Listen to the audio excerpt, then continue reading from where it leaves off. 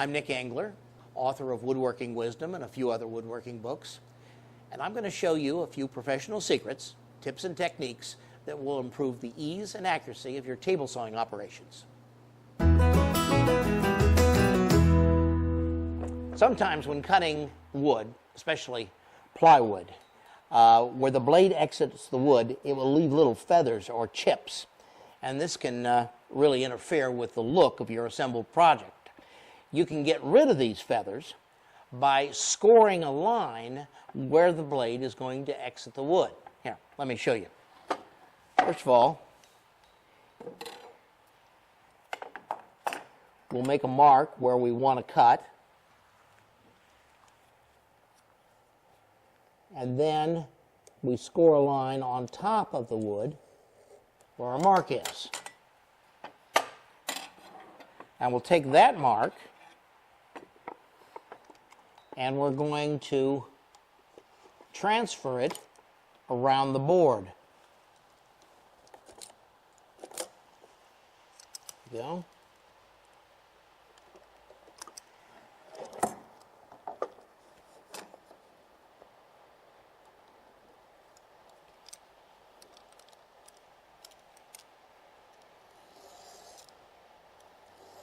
Sometimes it helps to just make the score very lightly at first and then go over it several times to make it deep enough to cut through the plywood veneer. Now, when we go and cut this, we're going to use a tri-square or a carpenter square to line up the cut with the there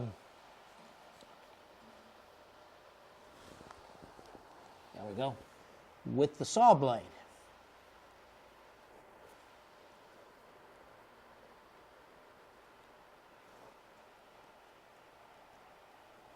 All right.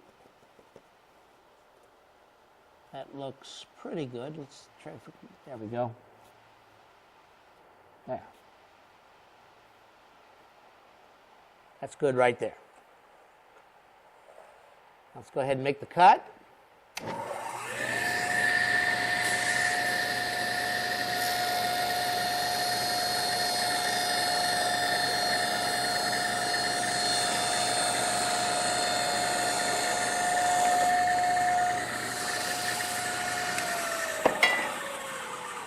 There. And as you can see, the edge is much, much cleaner.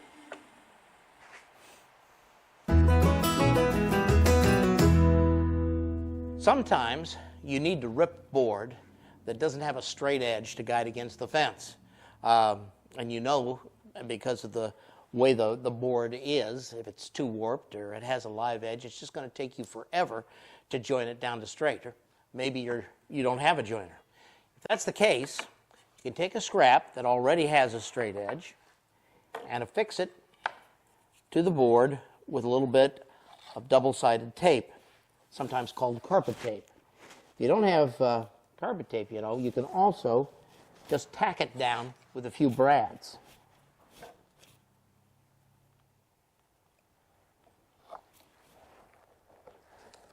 There we go.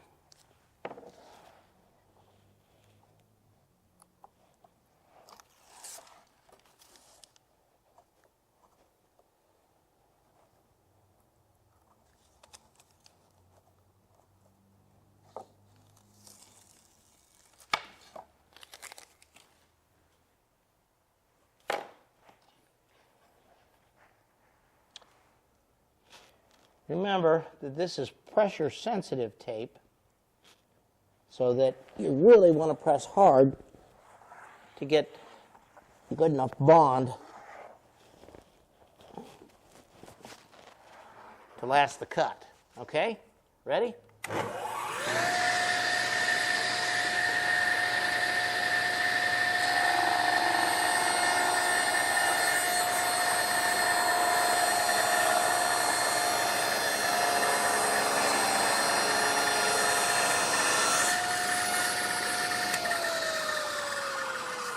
And there you go. When you're doing miter gauge operations, you always want to attach a long miter gauge extension to your miter gauge. Now this one I've attached and used before, but I'm going to take it and I'm going to turn it over and use it again because I need a fresh cut. You'll find out why in just a minute. Actually, I have a whole bunch of these. I usually cut 5 or 6 at a time and keep them stacked under the table saw.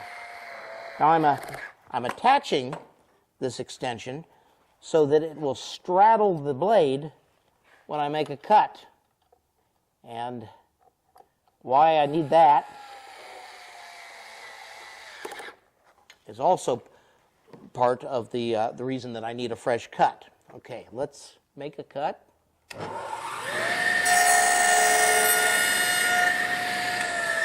There we go. Now, when I use the miter gauge, the cut that I'm making in the board will be supported on both sides of the blade. This will help prevent splintering. But there's something else that you can do. If you make a mark towards the edge that is going to be resting against the miter gauge extension, you can use that cut to line it up. Don't have to get out your small square. That'll cut.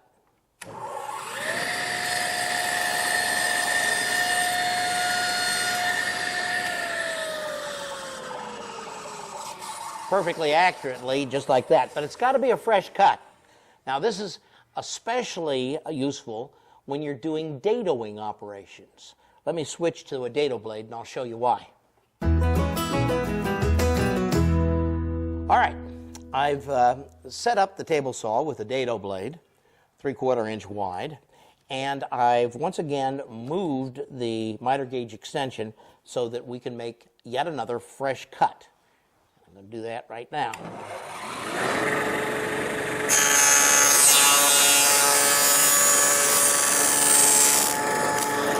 There we go. Okay. I want to cut a dado in between those two lines, 3/4 inches apart, okay? And, of course, if I lay this piece of wood down there to make the dado, I won't be able to see the lines. However, I can transfer the lines to the other side.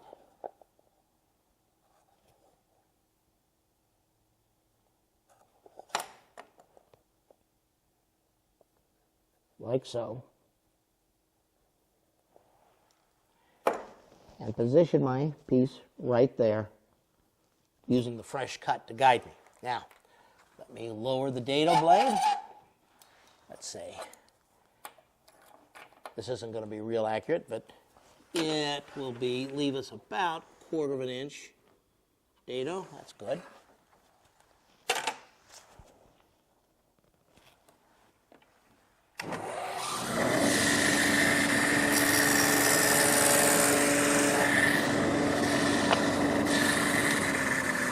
Not bad.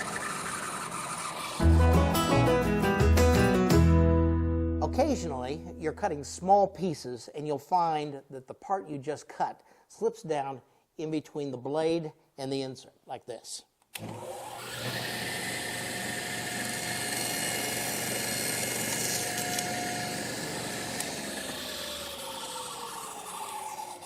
See that? Completely lost it.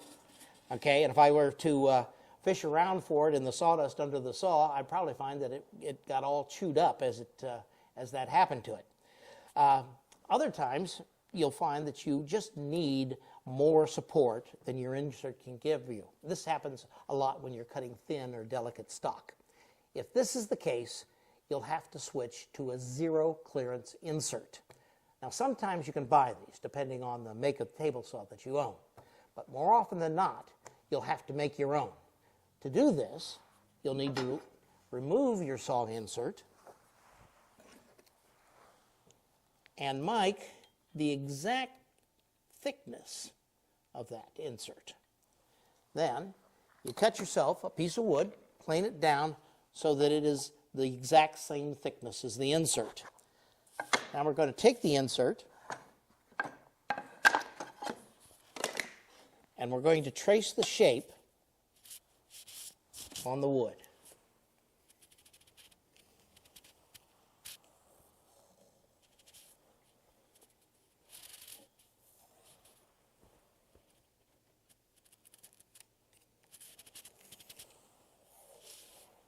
Yeah, that's good enough. Now, we're going to rough cut this out on a bandsaw. When you cut wide of the line. Remember, we just need the rough shape.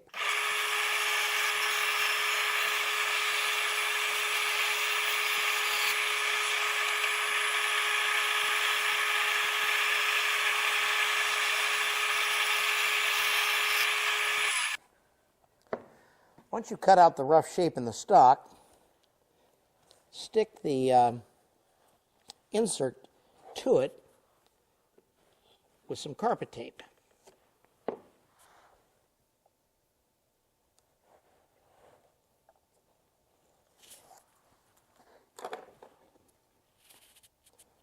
Make sure you get that right in the center of the piece with a little wood showing all the way around it.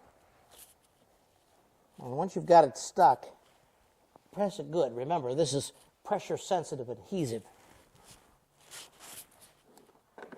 Okay, now we're going to route the exact shape in the stock using a pattern cutting bit in a router table.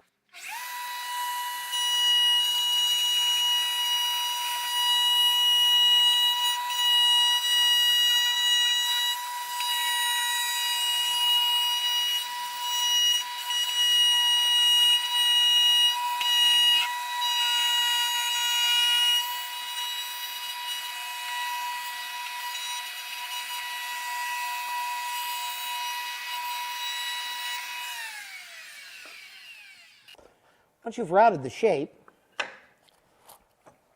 lower the blade of your table saw as far as it will go.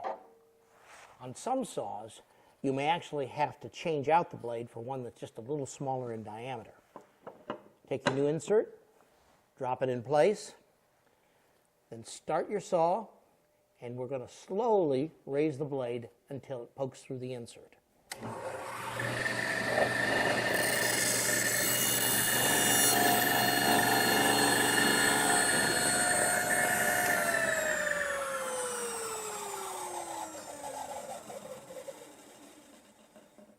There you go, 1-0 clearance insert. Now, if I cut this part, it won't drop down between the blade and the insert.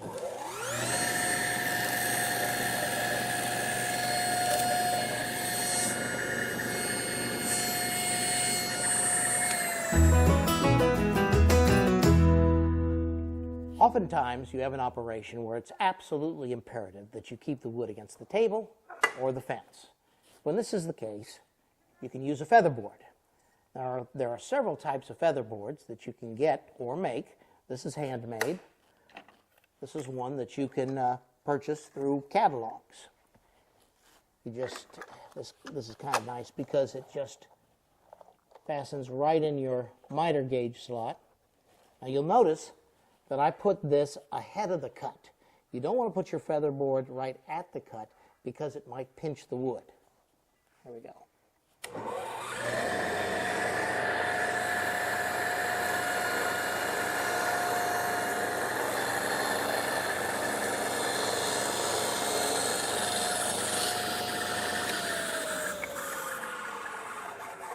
There.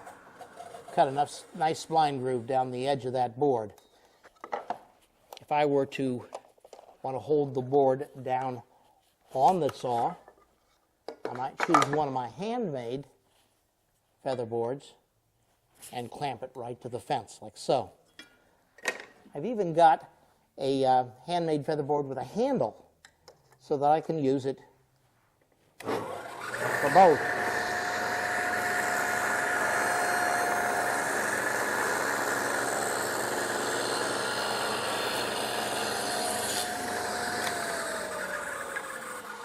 If you found these hacks helpful, you know the drill.